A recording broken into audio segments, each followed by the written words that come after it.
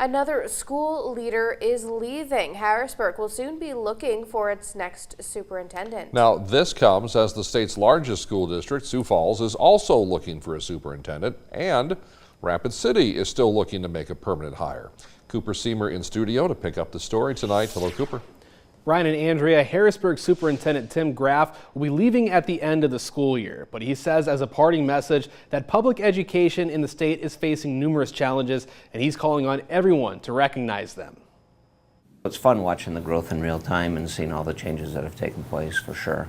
Harrisburg has added around 1,400 students since Tim Graf took over as superintendent back in 2019, coming from Millbank. He's resigning effective June 30th next year. But before his time is done at one of the state's fastest growing school districts, there's challenges, he says, still facing Harrisburg and other school districts all over. One of those challenges is a proposed school voucher system, which he says negatively affects every school district in the state by pulling funds to pay for basically everything. It's really taking dollars that would have gone to public ed and really putting them directly to the private sector. He says it's the latest round of attacks aimed directly at public education in the state, whether that's been accusations of not paying teachers enough, not doing enough for their communities, and so on. I think the thing that's been most concerning to me in the past few years is some of the attacks that have been on public ed.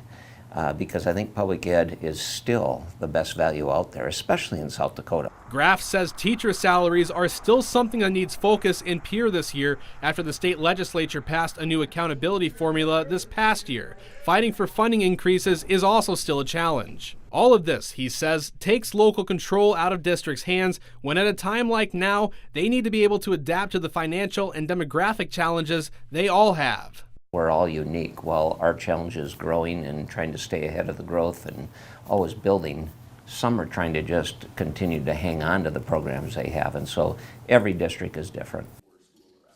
Graf says anyone interested in how public education works in their community should visit with their local school leaders, just as he says Harrisburg opens its doors to the public. He says the state as a whole needs to pull together and help public education.